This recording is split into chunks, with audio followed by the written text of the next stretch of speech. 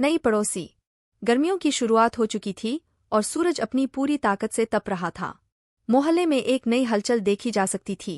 नए पड़ोसी आए थे, कपूर साहब और उनकी पत्नी सविता। सविता एक आकर्षक महिला थीं, जिनकी उम्र करीब 40 वर्ष के आसपास रही होगी। उनकी हंसी और बातों में एक अलग ही कशिश थी, जिससे वह जल्दी ही मोहल्ले की सबसे चर्चित महिला बन गईं। रामकुमार, जो कि उस मोहल्ले के सबसे पुराने निवासी थे, अपने आंगन में बैठे चाय की चुस्कियां ले रहे थे। उनकी उम्र 45 के आसपास थी और वह एक अकेले व्यक्ति थे। उनकी पत्नी का देहांत कई साल पहले हो चुका था और उनके बच्चे बाहर काम के सिलसिले में रहते थे। इस अकेलेपन ने रामकुमार को कुछ हद तक गंभीर बना दिया था, लेकिन वह अपने आप में संतुष्ट रहने वाले व्यक्ति थे। सविता और रामकुमार की पहली मुलाकात तब हुई जब सविता अपने घर के सामने की बागवानी कर रही थीं। रामकुमार अपने घर से बाहर निकले और उन्हें देखकर हल्की मुस्कान दी। नमस्ते, आप नए पड़ोसी हैं शायद? रामकुमार ने पूछते हुए कहा। जी, नमस्ते। हाँ, हम अभी 2 दिन पहले ही यहाँ शिफ्ट हुए हैं, सविता ने जवाब दिया। उनके बीच सामान्य बातें हुईं और फिर रामकुमार अपने घर लौट आए। लेकिन सविता की मुस्कान और उसकी आंखों में जो चमक थी, वह रामकुमार के दिल में कहीं न कहीं घर कर गई। कई दिनों तक रामकुमार और सविता के बीच मामूली मुलाकातें होती रहीं, कभी बाजार में तो कभी मोहल्ले में, लेकिन हर बार उनकी मुलाकातें सिर्फ सामान्य शिष्टाचार तक ही सीमित रहतीं। एक दिन, जब रामकुमार अपने घर के बाहर पेड़ की छाव में बैठे थे, सविता वहां से गुजरीं। उन्होंने रामकुमार को अकेला बैठा देखा और उनके पास जाकर बोलीं, क्या मैं यहाँ बैठ सकती हूँ? रामकुमार ने थोड़ी हैरानी से उनकी ओर देखा। हाँ, क्यों नहीं? सविता उनके पास बैठ गईं। आप यहाँ अक्सर अकेले ही बैठते हैं? उन्होंने पूछा। हाँ, आदत हो गई है। अब कोई खास वजह भी नहीं है घर के अंदर रहने की, रामकुमार ने हल्की मुस्कान के साथ उत्तर दिया। मैं समझ सकती हूँ, सविता ने गंभीरता से कहा। अकेलापन बड़ा कठिन होता है। उनकी इस बात ने रामकुमार के दिल को छू लिया। उसे लगा कि सविता के अंदर भी एक गहरा दर्द छिपा हुआ है, जो शायद उसने किसी को नहीं बताया। दिन गुजरते गए और रामकुमार और सविता के बीच की बातचीत में गहराई आती गई। अब वे अक्सर एक दूसरे के साथ समय बिताने लगे। कभी सविता उनके लिए चाय लेकर आती, तो कभी रामकुमार उनके साथ बाजार चले जाते। सविता के पति, कपूर साहब, अपने बिजनेस के सिलसिले में अक्सर शहर से बाहर रहते थे। सविता का अकेलापन और बढ़ जाता था और रामकुमार के साथ बिताया गया समय उनके लिए एक राहत का माध्यम बन गया। एक शाम, जब दोनों घर के बाहर बैठकर चाय पी रहे थे, सविता ने अचानक कहा, आपके साथ समय बिताकर मुझे अच्छा लगता है। ऐसा लगता है जैसे मैं अपनी सारी परेशानियों को भूल जाती हूँ। रामकुमार ने उसकी आंखों में देखा। मुझे भी आपके साथ समय बिताना अच्छा लगता है। आपसे बात करके मुझे भी एक नया सुकून मिलता है। उनकी आंखों में एक खास तरह की नज़दीकी थी, जिसे दोनों समझ रहे थे लेकिन कह नहीं पा रहे थे। एक दिन, सविता ने रामकुमार को अपने घर पर खाने पर बुलाया। कपूर साहब बाहर गए हुए थे और सविता ने अकेलेपन को दूर करने के लिए रामकुमार को आमंत्रित किया था। रामकुमार ने यह प्रस्ताव स्वीकार किया। वह जब सविता के घर पहुंचे, तो उन्होंने देखा कि सविता ने घर को बहुत ही सुंदर तरीके से सजाया था। सविता ने हल्की गुलाबी साड़ी पहनी हुई थी, जिसमें वह बेहद खूबसूरत लग रही थीं। रामकुमार ने उनकी तारीफ की और सविता ने हल्की मुस्कान दी। आपको कुछ खास पसंद है खाने में? सविता ने पूछा। मुझे जो भी बनाए वही पसंद होगा, रामकुमार ने कहा। खाने के दौरान दोनों के बीच कई बातें हुईं, लेकिन उनकी आंखों में एक अजीब सी बेचैनी थी। दोनों को ही यह एहसास हो रहा था कि उनके बीच कुछ अनकहा जुड़ रहा है, लेकिन वे इसे जाहिर करने से बच रहे थे। खाने के बाद, जब रामकुमार जाने के लिए उठे, तो सविता ने उनका हाथ पकड़ लिया। क्या आप थोड़ी देर और रुक सकते हैं? उनकी आवाज में एक हल्की कंपन थी। रामकुमार ने सविता की तरफ देखा। हाँ, क्यों नहीं? सविता ने उनका हाथ नहीं छोड़ा। रामकुमार जी, क्या आपको लगता है कि हमारे बीच कुछ बदल रहा है? रामकुमार थोड़ी देर चुप रहे, फिर बोले, सविता जी, मैं भी यही महसूस कर रहा हूँ, लेकिन... सविता ने उनकी बात काटते हुए कहा, लेकिन क्या? क्या हम इस बदलाव को स्वीकार नहीं कर सकते? रामकुमार ने सविता की आंखों में देखा। वहाँ सिर्फ सवाल नहीं, बल्कि चाहत भी थी। नई पड़ोसी। गर्मियों की शुरुआत हो चुकी थी और सूरज अपनी पूरी ताकत से तप रहा था। मोहल्ले में एक नई हलचल देखी जा सकती थी। नए पड़ोसी आए थे, कपूर साहब और उनकी पत्नी सविता। सविता एक आकर्षक महिला थीं, जिनकी उम्र करीब 40 वर्ष के आसपास रही होगी। उनकी हंसी और बातों में एक अलग ही कशिश थी, जिससे वह जल्दी ही मोहल्ले की सबसे चर्चित महिला बन गईं। रामकुमार, जो कि उस मोहल्ले के सबसे पुराने निवासी थे, अपने आंगन में बैठे चाय की चुस्कियां ले रहे थे। उनकी उम्र 45 के आसपास थी और वह एक अकेले व्यक्ति थे। उनकी पत्नी का देहांत कई साल पहले हो चुका था और उनके बच्चे बाहर काम के सिलसिले में रहते थे।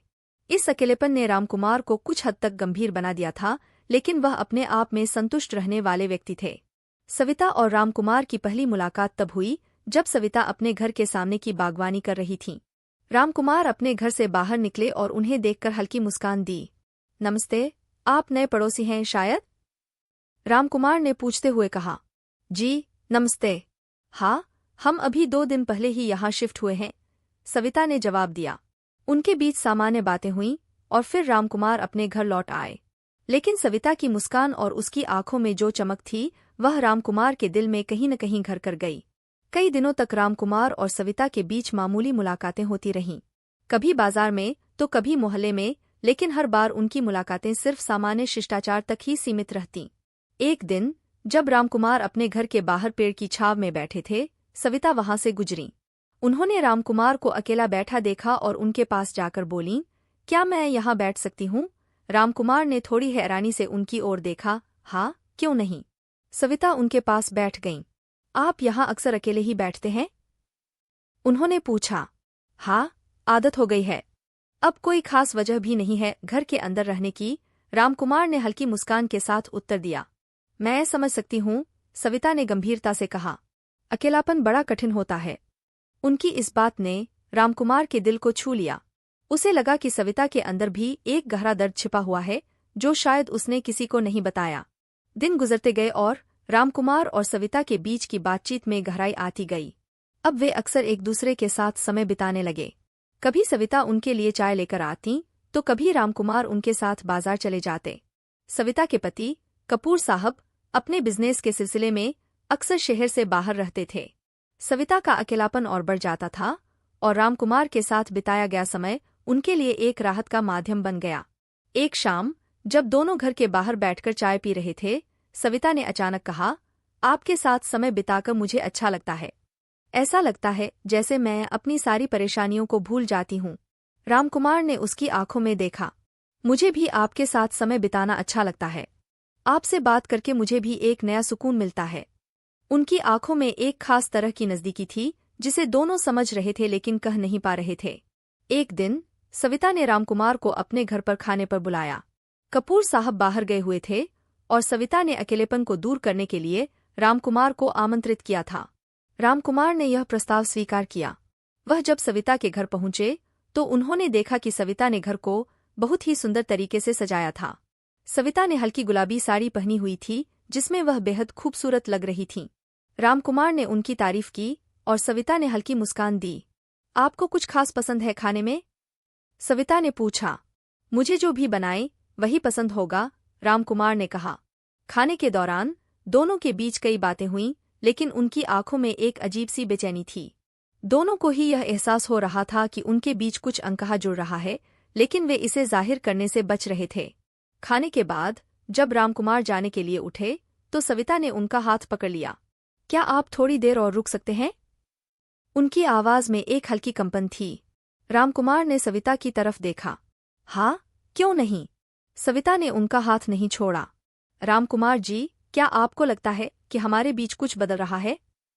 रामकुमार थोड़ी देर चुप रहे, फिर बोले, सविता जी, मैं भी यही महसूस कर रहा हूँ, लेकिन...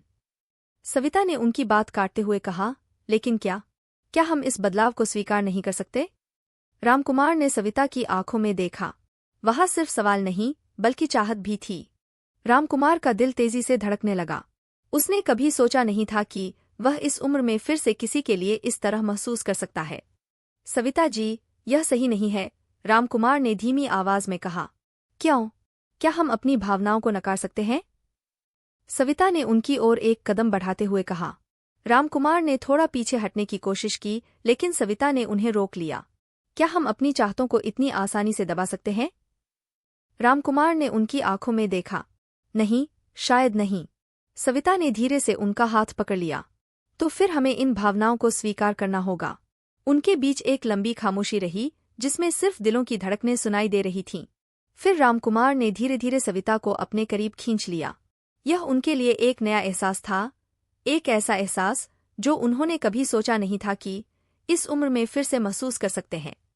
रामकुमार और सविता के बीच की यह अनकही मोहब्बत धीरे धीरे गहराने लगी। वे दोनों जानते थे कि उनका यह रिश्ता समाज के मांगों से मेल नहीं खाता, लेकिन उनके दिलों की आवाज को वे नजरअंदाज नहीं कर सकते थे।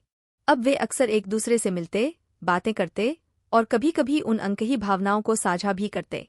लेकिन उन्होंने इस रिश्ते को छुपा कर ही रखना उचित समझा, क्योंकि वे नहीं चाहते थे कि उनके इस खास संबंध का कोई गलत मतलब निकाले। कपूर साहब के शहर से बाहर रहने के दौरान रामकुमार और सविता के बीच की मुलाकातें बढ़ने लगीं। वे अक्सर साथ समय बिताते और एक दूसरे के साथ अपनी खुशियां और दुख बांटते। एक दिन सविता ने रामकुमार से कहा, मैं नहीं जानती कि हम इस रिश्ते को कितना आगे ले जा सकते हैं, लेकिन मैं इतना जानती हूं कि आप मेरे जीवन में एक खास जगह रखते हैं। रामकुमार ने उसके हाथ को अपने हाथ में लेते हुए कहा, मैं भी यही महसूस करता हूं, लेकिन हमें इस रिश्ते को सीमाओं में रखना होगा ताकि हम किसी और को चोट न पहुंचाए। समय के साथ रामकुमार और सविता के बीच की यह छुपी मोहब्बत एक गहरी दोस्ती में बदल गई। उन्होंने महसूस किया कि वे एक दूसरे के लिए कितना मायने रखते हैं, लेकिन उन्होंने इस रिश्ते को अपने तक ही सीमित रखा। एक दिन कपूर साहब ने घोषणा की कि वे शहर में ही एक नई नौकरी ज्वाइन कर रहे हैं, जिससे वह अब अधिक समय घर पर ही बिताएंगे। यह सुनकर सविता और रामकुमार दोनों ही थोड़े चिंतित हो गए, क्योंकि अब उनके लिए मिलना और बात करना और भी कठिन हो जाएगा। सविता ने रामकुमार से कहा, शायद अब हमारे लिए मिलना मुश्किल हो जाएगा, लेकिन मैं चाहती हूं कि आप यह जानें कि आप हमेशा मेरे दिल में रहेंगे। रामकुमार ने उसकी आंखों में देखा और कहा, मैं भी यही महसूस करता हूं, लेकिन शायद यह दूरी हमारे रिश्ते के लिए बेहतर होगी।